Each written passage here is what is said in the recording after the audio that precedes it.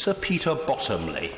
Mr. Speaker, I'm grateful for the chance to speak, and if my leg stops me being here at the end, it's not that I will miss a reply from the Minister, but I want what I say to be shared with the Metropolitan Police, the Crown Prosecution Service, the Secretary of State for Justice and the Home Secretary, and I will send it to the Prime Minister as well, who, in answer to my question, Prime Minister's question some month ago, remembered the meeting I had with her when she was Home Secretary.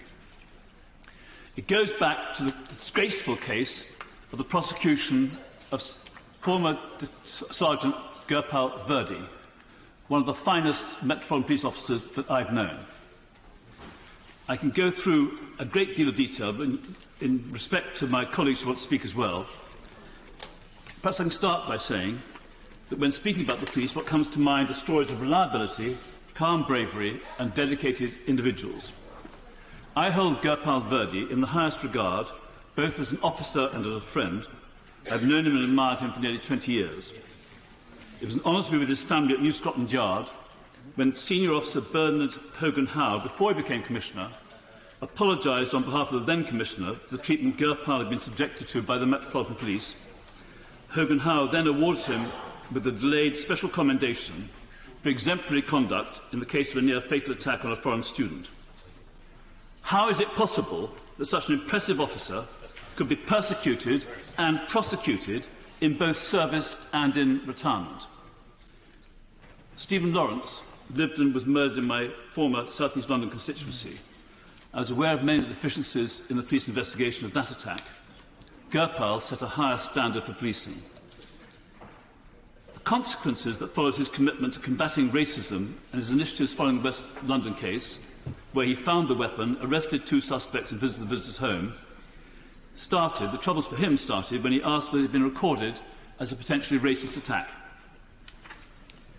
Until cleared, Gurpal faced grim and persistent discriminatory action by his employer. I was one of those who stood up for him and advocated his innocence.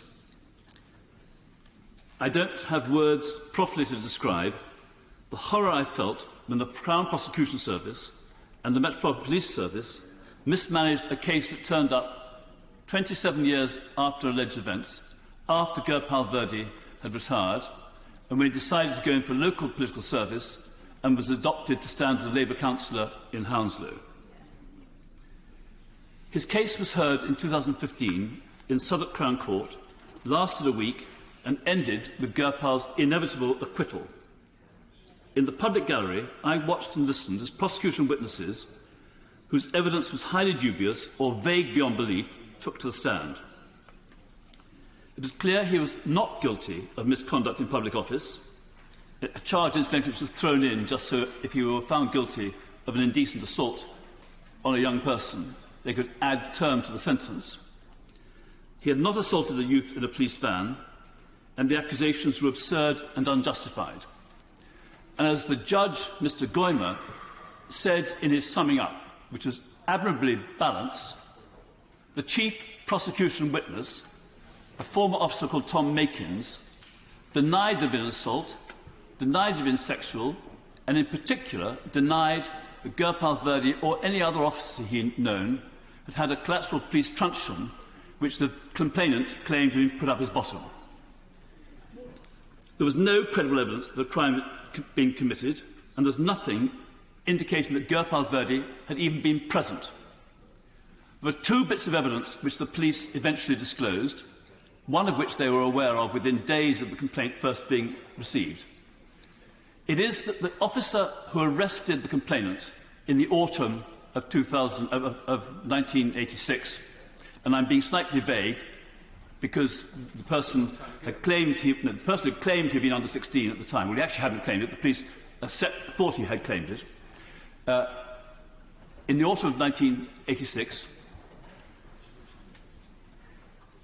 the record showed, the only surviving record for that arrest, showed it was by a PC Markwick, who was not interviewed by the police officers in the Department of Professional Standards in the 15 months they took to investigate. The second bit of evidence that survived was the court record showing that Gurpal Virdi and an officer called Mady had arrested the complainant in the spring of 1987, that because the person was young, he was held in cells overnight and appeared in court the next day. But when the person made the complaint, he didn't mention the second arrest at all. He claimed that someone called George had arrested him the first time, but in the second arrest didn't mention it in any of his interviews to the police. So the one thing that could be confirmed was left out of his memory, and the one thing that couldn't be confirmed was what the case was built on.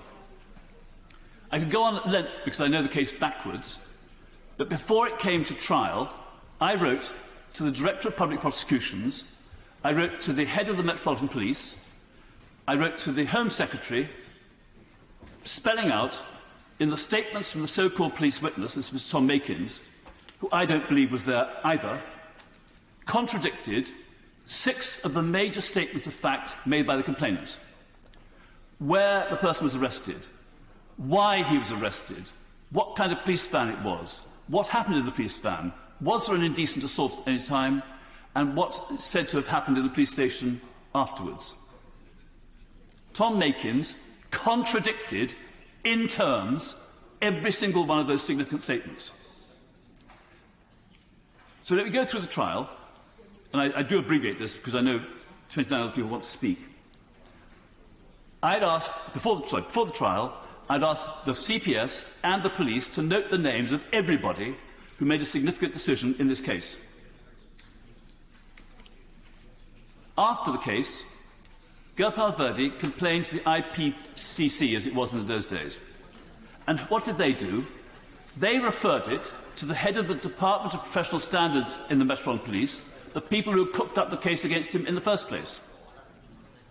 Now, I know my colleagues think this is unbelievable, and so would I, if I hadn't been involved in it step by step, if I hadn't been in court.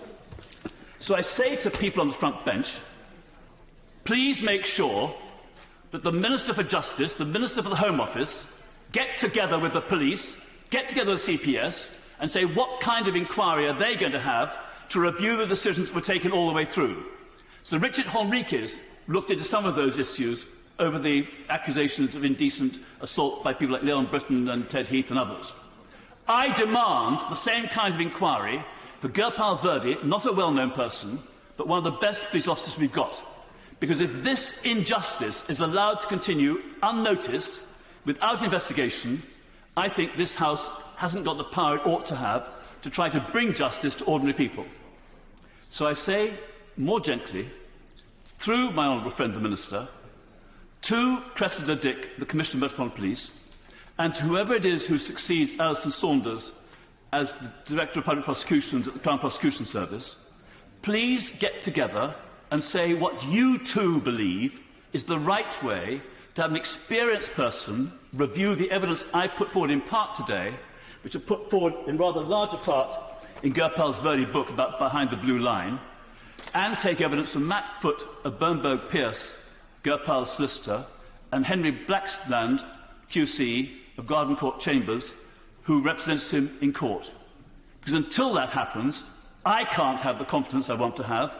I would much prefer to go back to praising the police for the good things they do, for the bravery they show in answering every blue light call, every incident of domestic violence, the terrorism issues, keeping order on the streets, preventing crime, helping young people to grow up well. Until this happens, my confidence is shaken, and I hope those who've heard me will join me in asking for the kind of inquiry which the police and the CPS should voluntarily commit themselves to.